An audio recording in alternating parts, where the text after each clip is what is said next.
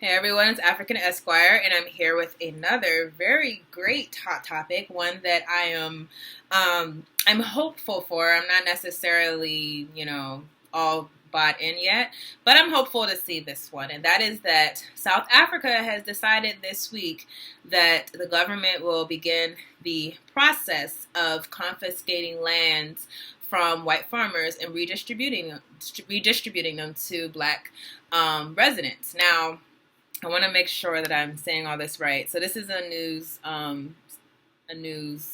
I copied and pasted some news stuff. It says the South Africa Parliament voted on Tuesday in favor of a motion seeking to change the constitution to allow white-owned land expropriation without compensation.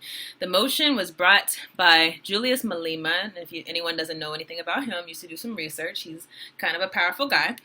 He's the leader of a radical Marxist opposition party, the Economic Freedom Fighters. Also do research on them. Passed by a wide margin of votes. Get this, this actually surprised me. They won by 241 to 83 votes, which I'm surprised about. I mean, I think, if anything, what I've learned from this is that maybe I misjudged the government of South Africa, and maybe a lot of my prejudice comes from the Nelson Mandela and Zuma regimes. But this is actually being supported by the new president. If you did not know, South Africa just recently got a new president, Cecil Ramaphosa, I believe is how you pronounce his name. And this is looking promising, saying that they have voted for this and you have the president backing it up. Now, first of all, let's talk real quick about South Africa. If anyone hasn't really took time to study apartheid, it's really fascinating. I think everyone should, especially for a comparative analysis of when you're looking at Africans in America versus Africans in South Africa. I think the two groups of Africans, we have a lot in common when you consider our interactions with a white supremacist government. Malcolm used to say that the difference between South Africa and America is that South Africa preaches hate and they practice hate, whereas America preaches nonviolence and practices hate. So they're essentially very interesting, and when you look at how they carry things out, also another big difference with South Africa and America is that South Africa was and is vastly majority black. I mean, I think almost like 80% of the country is black, but the ruling class is only like 10% of these white populations. So you have a very small segment of the population ruling over everyone, whereas in America, of course, we are about 10% of the population, and the white government is the one who has most of the power. So it's kind of a good comparison to understand that. Number one, I always laugh at people who think that, once white people are no longer the majority, because we know that very soon they're going to be overrun, basically, or the population is going to be outweighed by the Latino population. I think it's very funny when they think that changes the power dynamic. And to me, whenever someone says that, that told me that you never looked at South Africa. South Africa, there was a very small portion of the population, about less than 10% of the population. And yet they controlled so much. They were powerful. They were the ones with these armies that would just shoot people up and do so much horrendous acts. Another good thing to read about South Africa is some of the torture they did to the African people who would rebel. Some of the just horrible burning of, really grotesque things, burning bodies of little boys and everything. I remember I took an interesting class when I was in law school. It was a race in South Africa class. And the teacher who taught us was actually South African. It was interesting. And he taught us so many things that were done in South Africa. One thing was they would do these covert operations, so kind of like COINTELPRO times 10. And let's say like you had a group of young boys standing outside, just playing. Let's say they're teenagers. Well, you have some some younger kid who they think is just like them, but they don't know he's actually an agent. And he's going over to them and he's basically like, hey, y'all, we should join this revolution. We should do this. We should do that. And the kids might be like, oh, I don't know. But he's like, no, really, our people are suffering. There's so much going on in the country. And they try to convince and convince. And let's say you have one kid say, you know what? I'm right. I want to join in. I want to do something for our people. And they'd be like, okay, cool. Next thing you know, throughout in the middle of the night, there would be soldiers come, pick up that kid, kill him, burn his body, and just leave him. That's actually a real story. That's the type of stuff they were doing in South Africa. So it's very important to understand the history just from a comparative standpoint. But in this story, something very significant is that Nelson Mandela, many of us know, he was incarcerated for I don't know how many years, like 20 or something like that years. And one of the concessions that he made if he became president when he got out of prison was that he was not going to call for the redistribution of resources from white people. And this is very important to understand. Now, I know a lot of us might love Nelson Mandela, and I always say, people who have a heart for the people, I always hold you up, to a certain degree. As far as Mandela, he was in prison for a long time, suffering and for his fight for our people. And that is something that many of us would not do. And so, always give credit where credit is due. He was willing to go through torture. He was willing to be separated from his family. He's willing to grow old inside of prison for his people. And that is something you can never take away from that man. Forgetting that and looking back at Nelson Mandela as a president, he agreed that, okay, if y'all, just make it so that we all can vote, then we won't ask for any of our land back. So essentially, we'll be living in a land where the white people came and colonized, took over our land, kicked us off of our land, segregated us in these ghettos, and they own the whole thing.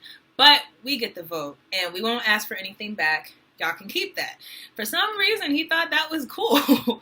And I can never understand why. I can never understand people who think that you can have a true revolution without the redistribution of resources. Just like, there's a lot of criticism about the American Revolution. Was it really a revolution? Well, let's consider that. What changed as far as the resources in America? What was done differently after Thomas Jefferson and George Washington and all these people went from being a colony of Britain to being their own power?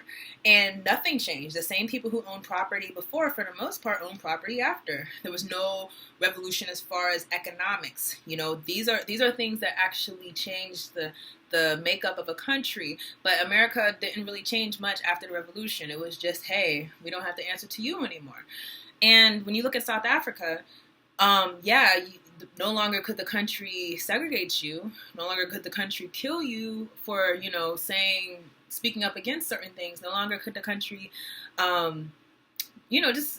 just do things overtly. But they certainly maintain their system of racism and maintain the uneven distribution of power. They still own the landmines and the mines where they have all your people working, despite the fact that this was not their land originally. So why he felt like that was going to work? Did he think that was going to work? Or was it just, hey, this is just what I'm going to do? I don't know. But I know that what we have to understand with South Africa is that the people have suffered immensely from living in this country, a very segregated country. They are basically relegated to these ghettos that are worse than our ghettos, a lot more concentrated poverty, just inhumane conditions, inhumane living conditions. And meanwhile, a very small segment of the population gets to live lavishly. If you go to South Africa, for example, and I have not been, but if you heard, Tariq Nasheed did a video recently where he went to South Africa, and I thought it was interesting. He was talking about, I want to find an African restaurant. I can't find an African restaurant in South Africa. He was filming, walking through the streets, and you see him saying, this is nothing like, this is all white businesses. It's all white owned. And to me, it looked like someone walking down the street in Los Angeles. Nothing of the people was actually there except for them inside of servant roles. So, all that being said, we have a new president that's actually willing to redistribute land. If you understand how that is essentially making South Africa an enemy of the Western powers again. If you understand what happened with Zimbabwe, which is essentially Robert Mugabe. I'm sorry, I'm bad at names. He basically became the enemy of the United States when he said that, hey, all of you owning our lands have to, bounce, or, even if you don't have to bounce, then, understand we're taking them back for our people. He became public enemy number one. Above people who have done more horrendous things, above people who have done horrible things, above the people who actually took the land in the first place, he was labeled to be like this demonic character inside of international affairs. And we see this happening once again with South Africa. So I don't know if any of you are on Twitter or on Facebook, but I like reading comments. I like seeing people's reactions, even when I know that it's going to be a bunch of BS. And some of the reactions I've been seeing to this on Twitter, particularly from white people, is, oh, how could they try to take the land without compensation? This is against the property rights. This is horrible. This is reverse racism is something I heard. This is that, this is that, this is that. The arrogance of these people. I mean, just the arrogance. You really feel like you can go into someone's land, take it, and then when they want that back, you can pretend to be the victim. And not only take the land, let's just keep it like that.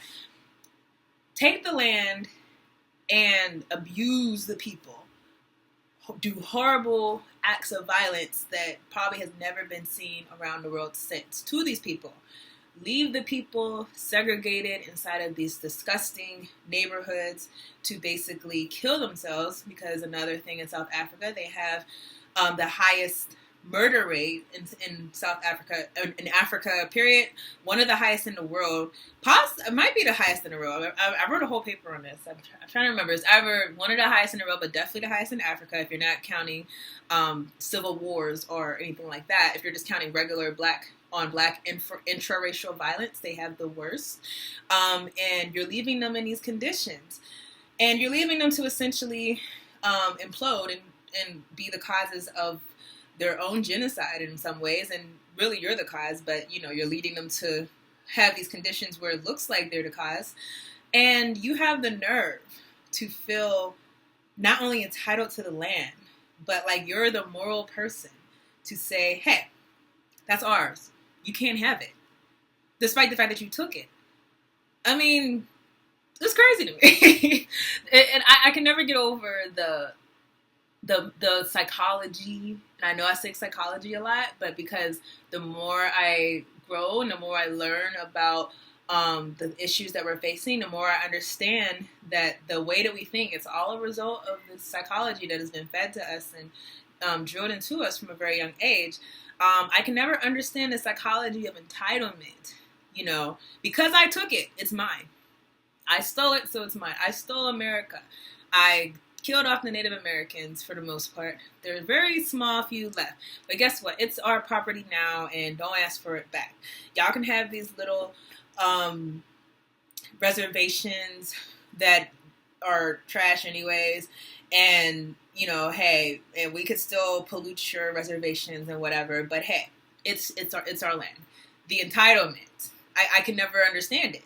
And also the entitlement to resources. This is something you'll always see in Africa. I mean, first of all, the industries, the means of production in Africa, for the most part, I would say almost exclusively is owned by outside powers, particularly Western powers. We know more and more Asian powers are starting to come in there and basically play the role of a colonist.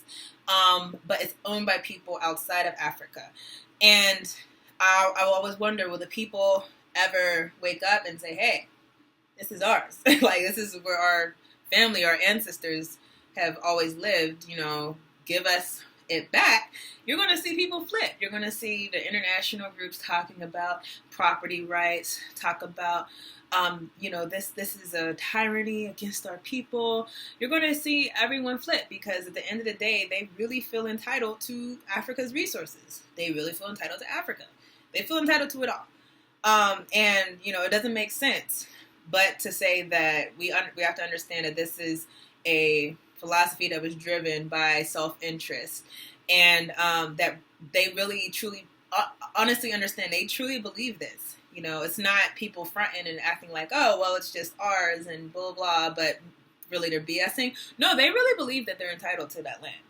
They really think that the South Africans are wrong for wanting their land back and not being relegated to these, you know, impoverished areas. The fact that they want their land back, they really believe that they are wrong for asking for it. So this just a article I read before I did this video, and this is like the ultimate showing of the privilege I was talking about. So this is an article in the Washington Post, and I'm just going to read through a couple of the paragraphs, and then I'll give some comments on it. It says, no country ever became rich through its government's seizure of private property. Exhibit A, the Soviet Union. But politicians in South Africa want to give it another go.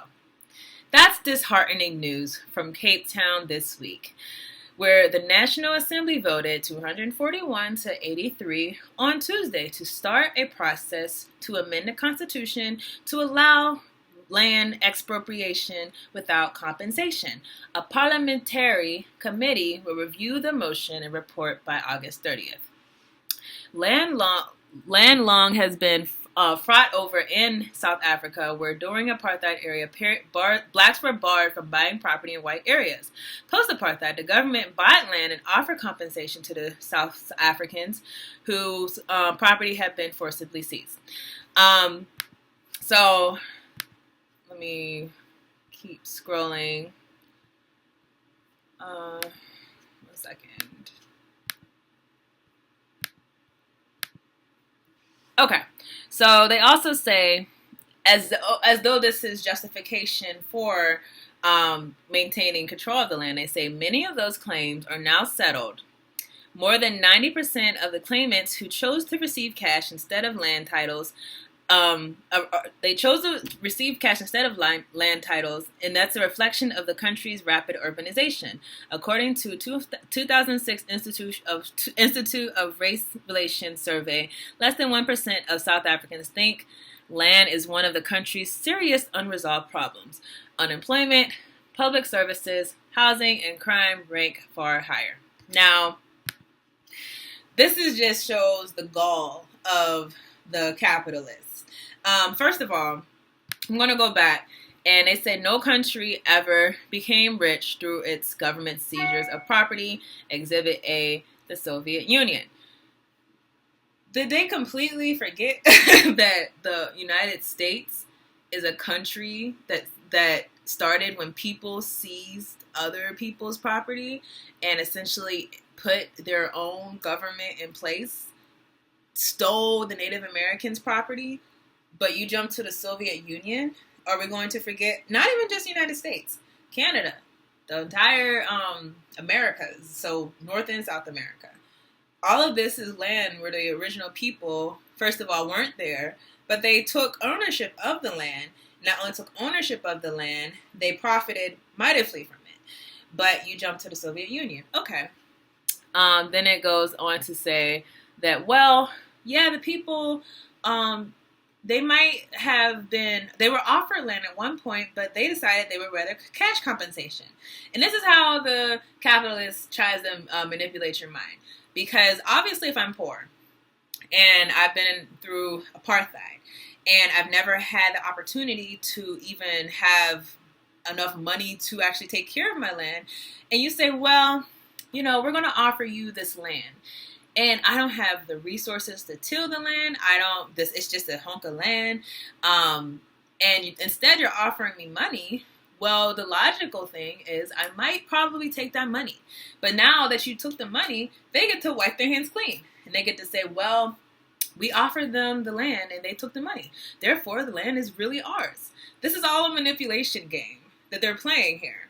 And it's very important to always be conscious that These are people who are looking to justify their maintaining power over you, power over your land. Now, the other part where they said, less than 1% of South Africans think that the land is one of the country's serious unresolved problems. They think unemployment, public services, housing, and crime rate far higher. Understand, this is where the capitalist also plays with you. All of these are terms that we've been taught that are not terms. These are all things that we've been taught that we need through liberalism. So you have unemployment. We're taught that we need to have employment. We're not taught that we need to have ownership. We're taught we need to have employment. We're not taught we need to have business and economy. We're taught we need to have employment. Essentially, we need to be employed by white corporations because we know in South Africa that's principally who is employing people. So that they say unemployment, public services, i.e. welfare, housing, another can also constitute another form of welfare. If you think about how housing, they often try to go through the government to try to allocate certain housing to Black people. And they say crime. And I just said the violence in South Africa is horrible. And, when I get a chance, I would really like to break down. I wrote a really big paper on violence in South Africa, comparing it to America. And I'll just put it like this. The crime is not something that just happened spontaneously. It was really orchestrated, and the psychological implications of living in a racist society, I believe, is what ultimately led to the crime and the violence in South Africa.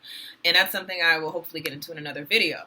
But these are the problems that they say the South Africans really have. Your problem's not land. Your problem is you're not employed, you need public services, you need housing, you need to get rid of your crime. Sounds a lot like the Black community. They don't tell us that our problem is that we need business ownership, that we need industry, that we need control over the economics of our community. They say that we need more jobs. That's what you hear a lot of people saying. Jobs. We need jobs. We need jobs. We need public services. We need food stamps. We need all these things except for things that actually are a threat to the power structure. And understand, I'm not against welfare. I think that it's good to have safety nets in society, but I'm also of the mindset that welfare is not a threat to white supremacy. If they can keep you on welfare and you're no longer a threat to them, they'll keep you on it. They're fine with that. Because at the end of the day, you're never going to get rich off of welfare. You're never going to get rich off of food stamps. You're never going to be a threat to their power. You're never going to be able to compete with them if that's all you ever do. And they're fine with keeping you there in order to keep you at that bottom segment of society. So I'm going to wrap this up. Basically, they go through the article some more, and they start comparing this to the issues of Zimbabwe. And I'm trying to find Mugabe. Okay. The idea is likely to duplicate the awful experience of Zimbabwe during the Robert Mugabe era, a case study in reality that bureaucrats can't distribute resources more efficiently or productively than private markets. That just disgustes me that they really said this.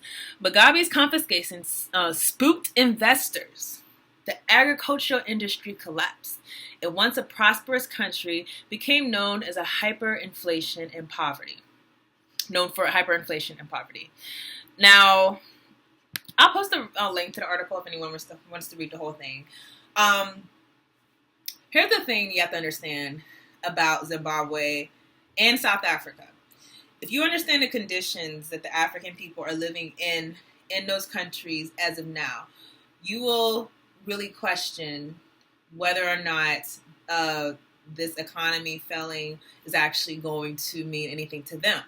In fact, a lot of people from Zimbabwe don't look at Robert Mugabe as a horrible person. They actually look at him as someone that did a lot for the country and for the common man. Because you can have two countries in one. You can have two economic realities going on at the same time. That is essentially what's going on in South Africa. If South Africa's economy does collapse, and it shouldn't necessarily, but if it does, do you think that for the people who have been confined in these small areas, already killing each other, already dying from poverty, dying from disease, dying from sickness, do you really think that their conditions of living are automatically going to get worse? Or could it be that overall for them it's better, but maybe for the bourgeoisie, those people, it's actually horrible there? I think that honestly is what would likely happen. Also, the fact that they had the nerve to say that the only way land distribution can happen efficiently or productively is by private markets. So essentially the people who have been understand, apartheid fell in the 90s. And despite it falling in the 90s, these same people have maintained the land. And yet they still think that was ultimately going to be what gave the people their power back. I mean, there's just so many contradictions in the white superior complex. There's so many things that can honestly get you angry. But the thing I think that we have to conclude with this on is understand that the white power structure is going to do all they can to demonize South Africa for actually doing something for the African people and maybe forsaking the capitalist interests. But the important thing is that the people have spoken. What was the vote again? It was 241 to 83. I have reason to believe that those 241 representatives are being told by people that they would rather risk an economic collapse than to keep living relegated inside of these ghettos. And so understand that the white media is going to be unleashing a lot on South Africa if they go through with this, because it's not been done yet. You understand that I promise you these white private companies, once they got that word, they went into hyper mode as far as, okay, we have to stop this like now. But if it does go through, understand that this is going to be drastically, very demonized by the Western media. And they have to demonize it because if South Africa wakes up, I think that's going to be incentive for a lot of Africa to wake up. Even those that don't have a very visible white presence, but those who have the neo-colonialist black bourgeoisie who are being hired and sponsored by the white colonialists, that's going to be an incentive for a lot of them to wake up.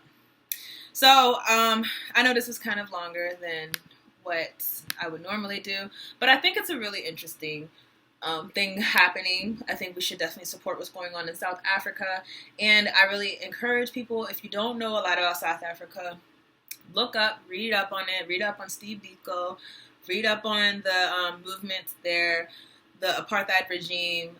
It's fascinating, and you're going to see that a lot of what they're going through mirrors what we're going through here as Africans in America. So that's all I have for you, and I will see you on another video.